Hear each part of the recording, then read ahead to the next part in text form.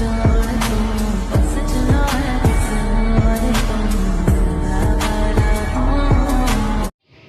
Everyone, welcome to my channel. जो मेरे channel पे नए आ रहे हैं वो चैनल को ज़रूर से सब्सक्राइब करना और वीडियो को लाइक करना मत भूलना।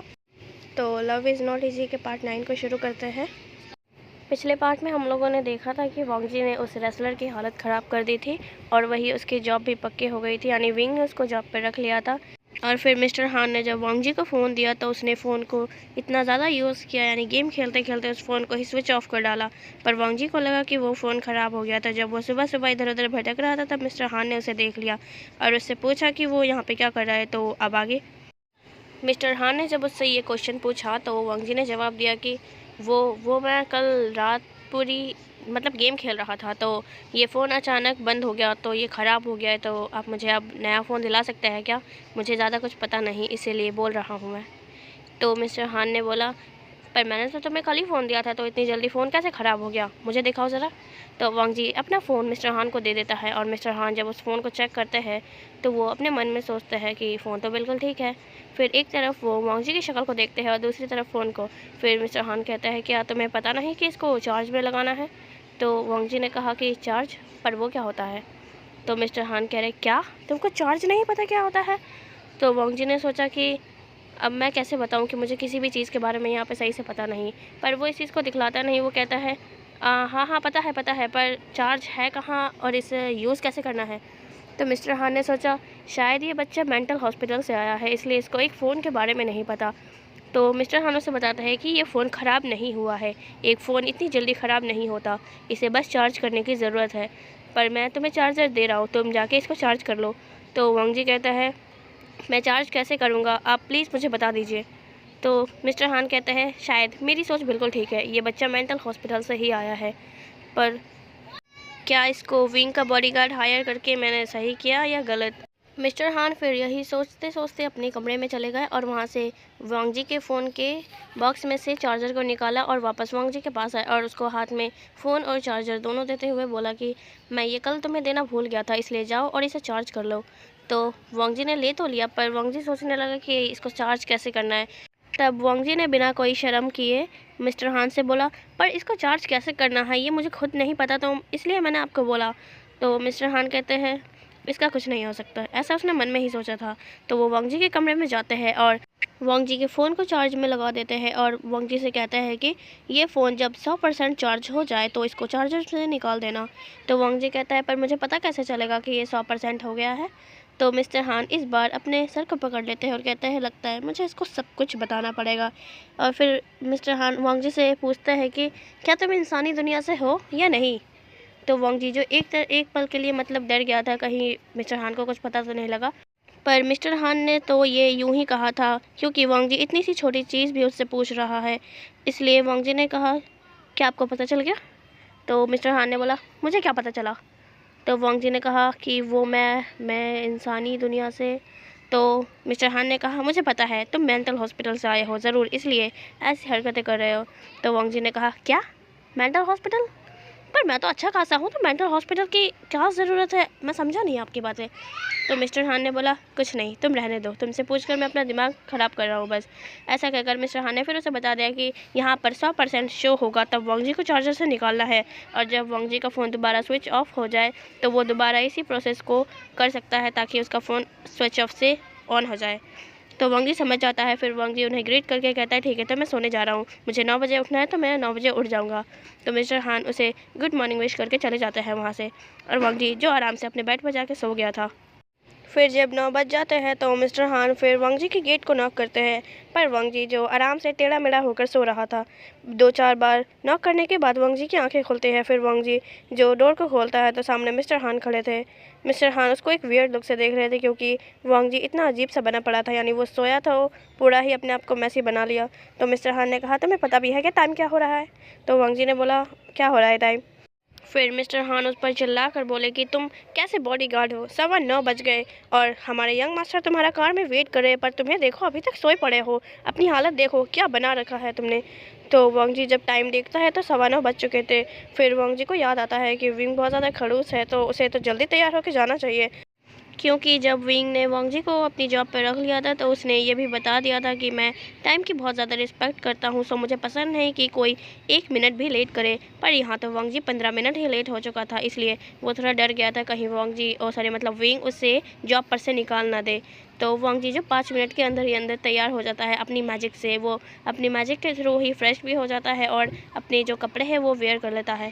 तो वांग जी और निकल के फटाफट विंग की कार की तरफ जाता है। विंग वहाँ पे मुंह बनाकर बैठा हुआ था जैसे कि वो बहुत ज़्यादा गुस्सा हो।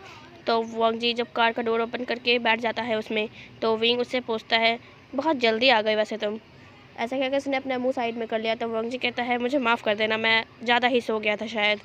तो विंग फिर अपने ड्राइवर से कहता है कि सीधा ऑफिस की तरफ चलो। तो उसका ड्राइवर भी ऑफिस की तरफ निकल जाता है और यहाँ वांग जी विंग को देखने के बजाय बाहर के नज़ारा को देख रहा था, यानी वो बाहर के व्यू को देख रहा था, क्योंकि उसने पहली बार इतनी बड़ी बड़ी बिल्डिंग्स को देखा था। वो बस एक तक इधर उधर देखे जा रहा था और वही विंग जो वांग जी को ही देख रहा था। वो अपने मन में सोचता है कि ये बाहर आखिर देख क्या रहा है ऐसा। तो उसने भी देखने की कोशिश की पर उसे बाहर कुछ भी नहीं दिखा। तो विंग दोबारा अपनी सीट पे उसी पोजीशन में बैठ गया। पर वांग जी तो अभी भी पूरी बिल्डिंग्स को ही देखे जा रहा था, क्योंकि वांग जी को कभी ऐसा चीज़ देखने को मिला नहीं था। लगभग 1 घंटे के अंदर ही वो लोग विंग के ऑफिस के सीधा सामने थे। वांग जी जब विंग के उस बड़े बिल्डिंग को देखता है तो उसकी आंखें बड़ी बड़ी हो जाती है, बिकॉज उसने अभी तो सिर्फ बड़ी बड़ी बिल्डिंग्स देखी थी, पर अब वो इस बड़ी सी बिल्डिंग के अंदर जाएगा। साफ साफ नज़र आ रहा था कि विंग के जो टेरिस है, यानी विंग के बिल्डिंग का टेरिस है, उस पर बड़े बड़े वर्ड्स में लिखा हुआ था वी कॉर्पोरेशन। वांग जी को पढ़ना तो आता था, तो उसे पता चल जाता है कि विंग की कंपनी का नाम वी कॉर्पोरेशन है। तो वांग जी फिर अंदर विंग फिर अंदर जाने लगता है। विंग बस सीधा स्ट्रेट फॉरवर्ड होकर चल रहा था। आसपास के लोग उसे ग्रीट कर रहे थे, उसे गुड मॉर्निंग विश कर रहे थे, पर विंग का ध्यान किसी पर चीज़ पे नहीं था। वो बस सीधा सीधा चले जा रहा था। और वही वांग जी देखता है कि विंग तो सबको इग्नोर करके चले जा रहा है और वही मिस्टर हान भी ऐसा ही कर रहे हैं। वांग जी फिर अपने मन में सोचता है कि ये इंसान सचमुच में बहुत ज़्यादा खड़ूस होते हैं, यहाँ लोगों को रिस्पेक्ट देना भी नहीं आता इन लोगों को। पर वांग जी ऐसा नहीं करता। जो लोग वांग जी को विश करते हैं तो वांग जी उनको बदले में रिप्लाई भी देता है, जिससे वो लोग वांग जी को देख के बहुत इंप्रेस होते हैं, बिकॉज हमारा वांग जी तो बहुत ज़्यादा हैंडसम है ना। तो जब वांग जी फिर विंग के ऑफिस के अंदर एंटर करता है, बिकॉज अभी तो वो बाहर ही था गेट के, तो जब वो एंटर करता है तो सारे लोग विंग को तो ग्रेट कर ही रहे थे, पर साथ में अब वांग जी को भी ग्रेट कर रहे थे वो लोग। और ऑफिस में जो लोग काम कर रहे थे वो वांग जी को जब देखते हैं तो उनको पता शायद चल जाता है, या तो वो गलत फहमी पाल लेते हैं अपने अंदर की ज़रूर वांग जी कोई बड़ा बिजनेसमैन है, क्योंकि वांग जी ने सूट वूट पहन रखा था।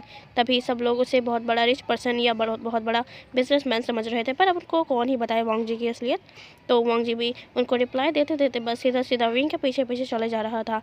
वांग जी जब चल रहा था तो बहुत सारी लड़कियां जो एम्प्लॉयज़ थी वहाँ पर, वो वांग जी से फ्लर्ट कर रही थी, क्योंकि वांग जी भी बदले में उनसे फ्लर्ट कर रहा था। ये चीज़ जब विंग देखता है तो उसे बहुत गुस्सा आता है, क्योंकि ये बंदा उसका बॉडीगार्ड है पर ये उसको प्रोटेक्ट करने के अलावा लड़कियों से फ्लर्ट करे जा रहा है। ये चीज़ उसको बहुत बेकार लगती है। वो मिस्टर हान को बोलते हैं कि वांग जी को इधर पकड़ के लाओ और मेरे ठीक पीछे चलवाओ, ज़्यादा पीछे नहीं। तो मिस्टर हान ऐसे ही करते हैं, वांग जी को जाकर बोलते हैं कि उसको विंग के थोड़ा सा पीछे होकर चलना है, ना कि इतना पीछे। तो वांग जी उसकी बात समझ जाता है और वो जाके विंग के थोड़ा सा पीछे होकर चलने लगता है। पर वो अपना काम जारी रखता है, यानी वो लड़कियों से फ्लर्ट तब भी कर रहा था। पर विंग अब इस चीज़ को इग्नोर कर देता है, क्योंकि उसे क्या ही मतलब है वांग जी से। विंग ने तो सिर्फ मिस्टर हान के कहने पर ही बॉडीगार्ड हायर किया है अपने लिए, तो अब बॉडीगार्ड कुछ भी करे उसे कोई मतलब नहीं होना चाहिए। इस चीज़ को वो समझता भी है। विंग अब जाके लिफ्ट में चढ़ जाता है और टॉप फ्लोर तक पहुंच जाता है। वांग जी भी उसके साथ ही लिफ्ट में गया था और वो भी टॉप फ्लोर पर ही था। जब वांग जी टॉप फ्लोर को देखता है, यानी बाहर के नज़ारे को, तो उसको इतना अच्छा लगता है, क्योंकि इंसानों की दुनिया से अगर आसमान को देखा जाए तो बहुत ज़्यादा सुंदर लगता है इस आसमान। इस वजह से वांग जी का तो मन कर रहा था कि वो 2-4 चक्कर तो लगा ही ले यहाँ पे उड़कर, पर वो ऐसा नहीं करता है, क्योंकि इसको अपनी असलियत के बारे में किसी को पता तो नहीं लगने देना ना, इसीलिए। विंग फिर अपने कैबिन की तरफ चलने लगता है और वांग जी उसके पीछे पीछे। यहाँ पे कुछ लड़कियाँ अभी वांग जी से फ्लर्ट कर रही थी और वांग जी भी उनको वैसा ही सेम रिस्पॉन्स कर रहा था। और विंग जो सीधा जाके अपने ऑफिस में, यानी अपने कैबिन में जाकर बैठ जाता है। और वांग जी जो उसके पीछे पीछे उसके कैबिन में भी घुस जाता है। तो विंग कहता है कि यहाँ पर क्यों आए हो तुम? तो वांग जी ने कहा, मैं यहाँ पर नहीं आऊँ, मतलब क्या है? तो विंग ने कहा कि तुम मेरे बॉडीगार्ड हो, ना कि मेरे कोई एम्प्लॉय, सो बाहर जाके गेट पे खड़े रहो। तो वांग जी कहता है, ठीक है, मुझे क्या लेना देना, मुझे तो बस अपने काम से मतलब है। तो वो भी जाकर गेट के पास खड़ा हो जाता है। पर अभी वांग जी को बुरा लगा था बिकॉज़ विंग ने उससे बोला था कि वो उसका कोई भी नहीं है। पर वांग जी इस चीज़ को माइंड नहीं करता बिकॉज़ उसे भी क्या ही मतलब है विंग से, वो तो बस अपने मिशन के लिए यहाँ पर आया है ना। पर विंग का कोई ऐसा इंटेंशन नहीं था कि वो वांग जी को अपने कैबिन से भगा दे। उसे तो बस थोड़ा गुस्सा आ गया था जब वो यानी वांग जी दूसरी लड़कियों से फ्लर्ट कर रहा था। तो इस वजह से विंग को थोड़ा गुस्सा आया, पर विंग को खुद समझ में नहीं आया कि उसे गुस्सा क्यों आ रहा है और उसने वांग जी को भगाया क्यों। तो खैर विंग तो इस चीज़ को इग्नोर कर देता है और इस अपने कामों में लग जाता है। और वही वांग जी अभी तक नहीं सुधरा। वो उस केबिन के बाहर जब बैठा था तो एम्प्लॉय तो उसके सामने थी ही थी। तो एम्प्लॉय जो उससे बातें भी कर रही थी और वांग जी भी उनसे बातें कर रहा था। पर उनकी ये कन्वर्सेशन कुछ ज़्यादा देर तक चलती नहीं थी क्योंकि विंग किसी न किसी को अपने कैबिन में बुला ही लेता था जो कि वांग जी से बातें करता था। फिर वो एम्प्लॉय को बहुत ज़्यादा झाड़ता था विंग, क्योंकि वो अपने काम से ज़्यादा वांग जी पर ध्यान दे रही थी। तो जब सारी एम्प्लॉयज़ को पता चल जाता है कि वांग जी से बात करने पर विंग ऐसी सज़ा देगा, तो वो अब कोई भी वांग जी से बातें नहीं करता। और वही वांग जी जो अब बोर होने लगा था क्योंकि वो खड़ा खड़ा थक भी चुका था और बाकी अब उससे कोई बातें भी नहीं कर रहा है क्योंकि विंग सबको झाड़ देता था। तो वांग जी को गुस्सा तो आ रहा था पर वो क्या ही कर सकता है। फिर इन्हीं चीज़ सब में वांग जी का आज पूरा डे निकल जाता है। सो गाइज़ आज के लिए बस इतना ही, मिलते हैं अब इसके अगले पार्ट में। पर मुझे कमेंट पे ज़रूर बताना कि आपको मेरा ये फ़ैन फिक्शन कैसा लग रहा है। सो जब तक के लिए bye and thanks for watching.